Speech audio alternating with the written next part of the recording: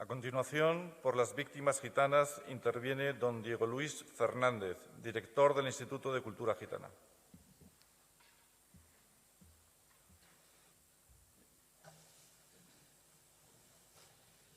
Nacho Dibés, buenos días, presidente del Senado, señora ministra de Justicia,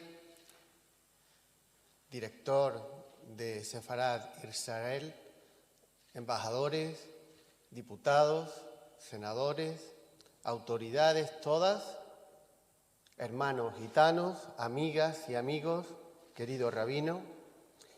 Es un honor estar aquí un año más para explicar qué ocurrió con el pueblo gitano, también con el pueblo judío. Ya ha hablado el presidente de las comunidades judías. Y yo quiero empezar por una declaración de principios. Todo pueblo llega a su mayoría de edad y adquiere conciencia de sí mismo cuando analiza su pasado y se da cuenta que gran parte de los suyos han sido humillados, golpeados o asesinados solo por el hecho de pertenecer a su etnia. Y entonces ocurre algo absolutamente importante en la vida de los individuos de ese pueblo. Y es que el conocimiento de la realidad no es completo si no se pasa a través del tamiz del corazón. El sonido de esos latidos es lo que llamamos identidad.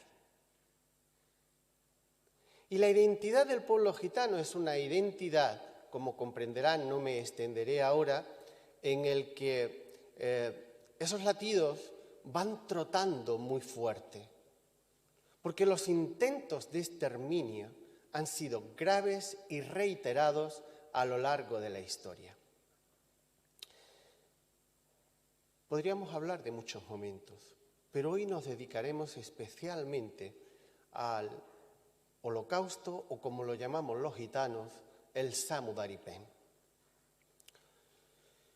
Miren, el principal problema del pueblo gitano no solamente es que se exterminaron una gran cantidad de gitanos, no quiero entrar en cifras, muchos, pero aunque solo hubiera sido uno.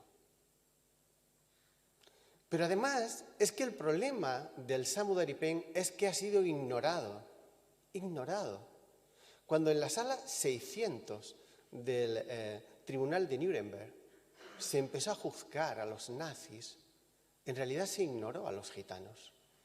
Tuvo que ser con la ayuda de los hermanos judíos cuando se detiene al coronel Eichmann y se lleva a Israel, en Jerusalén, cuando a Eichmann se le pregunta en el año 62 claramente qué ocurrió con el pueblo gitano y él empieza a explicarlo. Año 62 del siglo pasado. A ese juicio, invitado por el Estado de Israel, a quien nosotros agradecemos tantas cosas, invitado en el Estado de Israel, acudió nuestro líder internacional en aquel momento, Ionel Rotaru. Cuando Ionel Rotaru, que influyó en la Fiscalía para que se le preguntara a Eichmann, vuelve de nuevo a Europa, quizás con un planteamiento nacionalista, la respuesta que recibe fue una respuesta muy cruel. Fue inmediatamente la expulsión del país en el que vivía. Y esto se puede ocultar en la historia durante 5 años, 10 años, 20 años, pero al final los secretos oficiales acaban a la luz. Y está absolutamente demostrado que esto ocurrió con Rotaru. El siguiente líder gitano, Banco Rouda, que ya no tenía ningún planteamiento nacionalista, sino simplemente tenía un planteamiento reivindicativo de nuestro pueblo, pidió la inmediata celebración de un congreso en la UNESCO de París para que se reconociera al pueblo gitano. aquel congreso nunca se celebró. Nunca se celebró. Tuvimos que hacer una pequeña reunión en Cano House, en un lugar del extrarradio de Londres, donde el año pasado se cumplió el 50 aniversario de ese Congreso de Londres, que en realidad era una pequeña reunión de gitanos muy reducida porque no habíamos celebrado el Congreso en la UNESCO de París. Y ahí se habló del reconocimiento del pueblo gitano, pero del reconocimiento político del pueblo gitano. Y desde el año 71 que tuvo lugar el Congreso de Londres, ¿qué es lo que ha ocurrido con el pueblo gitano? Se ha redireccionado a la cuestión gitana planteándolo como una cuestión de pobreza y marginalidad.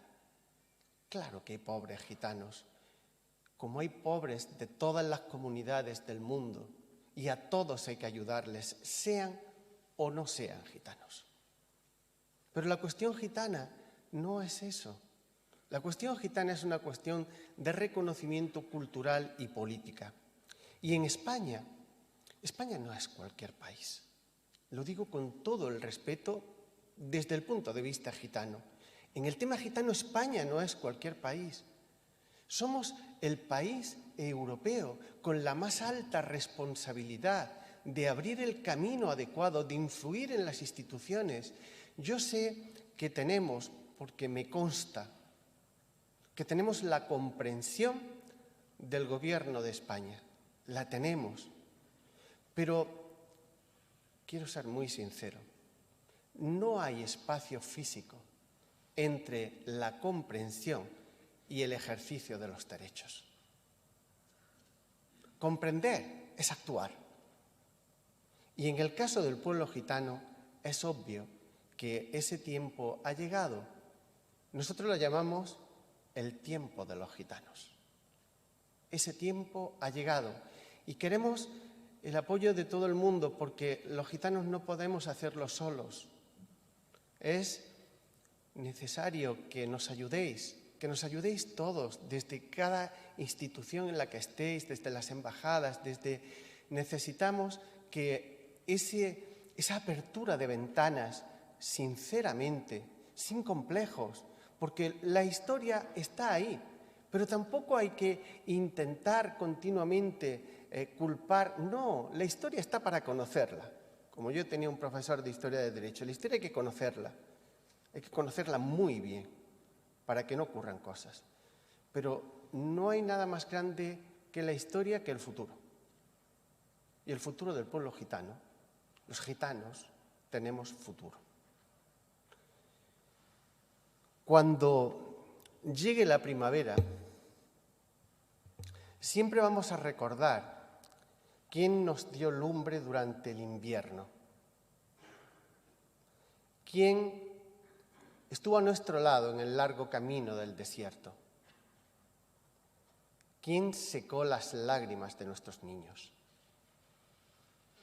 Cuando llegue el tiempo de los gitanos, siempre sabremos quién pidió la paz y la palabra para defendernos.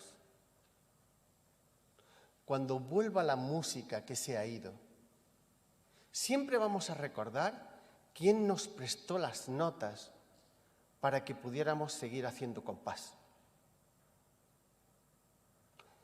Cuando la luz vuelva a iluminar el verde prado, los gitanos siempre vamos a recordar quién nos dio la fuerza para que nuestros caballos siguieran trotando en las verdes praderas. Cuando amanezca,